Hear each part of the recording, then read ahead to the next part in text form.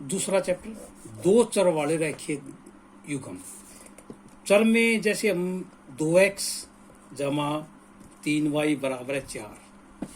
एक चर तो x है, एक चर y है, और इन दोनों की घात एक एक होनी चाहिए। तो दो चर तो दो हो गए x और y, और इनकी घात एक एक है, तो इसका मतलब ये रैखिक इक्वेशन है। रैखिक युग्म का मतलब दो इक्वेशन होनी चाहिए, इसमें दो समीकरण होने चाहिए। मान लो ये दो समीकरण है, ये रैखिक युग्म बन गया जिसकी पावर एक है। तो इस युग्म को हमने हल करना है, और वो भी ग्राफीय मेथड से, जो हम 9th क्लास में ग्राफी, एक इक्वेशन का ग्राफ खींचा था, एक समीकरण का ग्राफ खींचा था। अब दो समीकरण के ग्राफ, दो समीकरणों को एक ही ग्राफ में व्यक्त करेंगे हम। अब पहला क्वेश्चन, एक्सरसाइज 3.1। आफ्ताब अपनी पुत्री से कहता है कि 7 वर्ष पूर्व पहले मैं तुमसे 7 गुनी आयु का था। अब से 3 वर्ष बाद मैं तुमसे 3 गुनी आयु का रह जाऊंगा। इस स्थिति को बीजीय व्यंजक गणितीय और ग्राफीय विधि में व्यक्त कीजिए। माना आफ्ताब की वर्तमान आयु x वर्ष, पुत्री की वर्तमान आयु y वर्ष। 7 वर्ष पूर्व का मतलब आज से 7 साल पहले। 7 साल पहले आफ्ताब की आयु x - 7 होगी, और उसकी पुत्री की आयु y - 7 होगी। ये कह रहा है आफ्ताब है पुत्री से 7 गुना। अगर मैं पुत्री की आयु को 7 से गुणा कर दूं तो ये दोनों आपस में क्या हो जाएंगे, बराबर आ जाएंगे। तो इसका मतलब x घटा 7 से गुणा करेंगे 7y, 7 की 7 से गुणा 49, x 7y को इस तरफ ले आएंगे -7y, माइनस के 49, 7 उस तरफ जाकर प्लस का हो जाएगा, x - 7y बराबर है -42। समीकरण 1। अब वो कह रहा 3 वर्ष बाद, आज से 3 वर्ष बाद में आयु में जुड़ जाएंगे 3 साल। आफ्ताब की आयु x = 3 हो जाएगी, और पुत्री की आयु y = 3, और 3 वर्ष बाद तिगुनी हो जाएगी। तो पुत्री की आयु को हम किससे गुणा कर लेंगे, 3 से। x = 3 बराबर है 3y = 9। तो x 3y को इस तरफ ले आओ, बराबर है 9 - 3, और x - 3y, 9 में से 3 गया 6। पहली इक्वेशन थी ग्राफ रूप में व्यक्त करने में, मैं यहाँ से x की वैल्यू निकाल रहा हूँ। पहली इक्वेशन में x बराबर है 7y उस तरफ जाके जमा का हो जाएगा, 7y - 42। इसमें से x बराबर है 3y उस तरफ जमा का, और 6 जमा का है। हम इसमें 2 वैल्यू रखेंगे, x y की 2 वैल्यू, कम से कम 2 वैल्यू निकाल लेंगे हम। मान लो यह है x है, y है। x का मान मैंने 5 रख दिया, 5, y का मान 5 रख दिया, 5 × 7 = 35। x का मान कितना हो गया, 5 रखेंगे तो 35 हो जाएगा, 42 में से 35 गई, क्या रह जाएगा, -7। अगर x का मान, मैं y का मान 6 रखता हूँ, 6 से 42, 42 में से 42 गए 0। इसी प्रकार इसमें कोई भी वैल्यू हम रख सकते हैं x और y की। y की वैल्यू मैंने -2 रख ली, 2 × 6, 6 में से 6 गए 0। x की वैल्यू -1 रख ली मैंने, ये -3 हो जाएगा, 6 में से 3 गया, क्या होगा, 3। ये अक्षितिज रेखा है, इसको x अक्ष कहा जाता है। इस तरफ x डैश, इस तरफ x। ये ऊर्ध्वाधर रेखा है, इसको y एक्सिस कहा जाता है, y और y डैश। ये जो बिंदु जहां दोनों ये रेखाएं काटती हैं उसको मूल बिंदु कहा जाता है।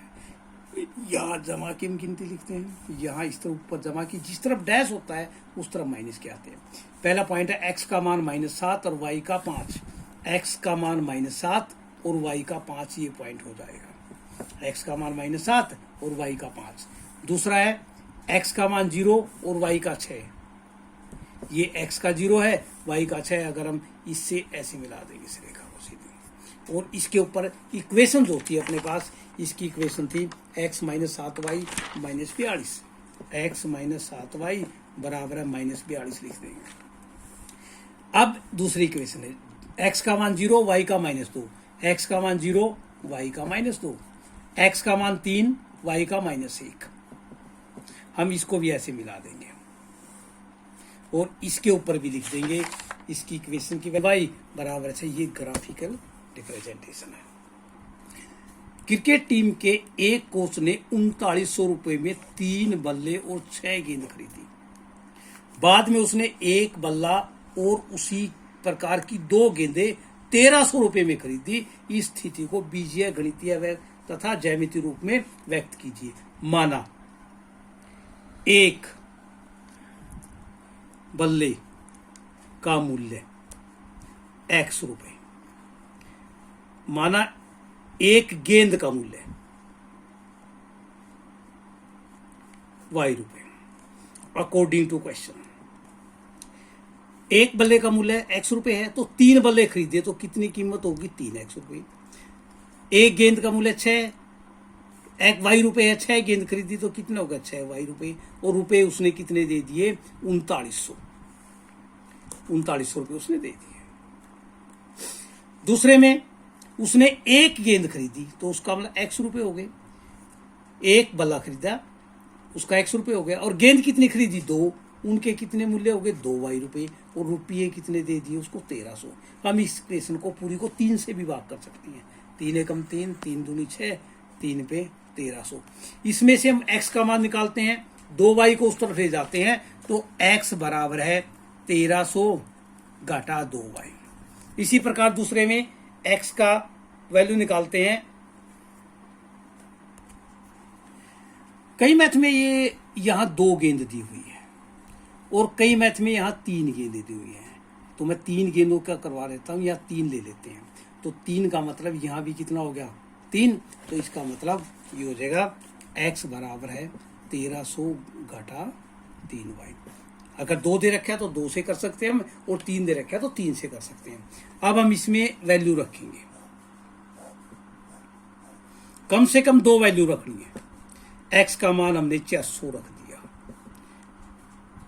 y का मान 400 रख दिया हमने। 400 दूनी 800, 13 में से 800 गए, कितने रहेगी? 500।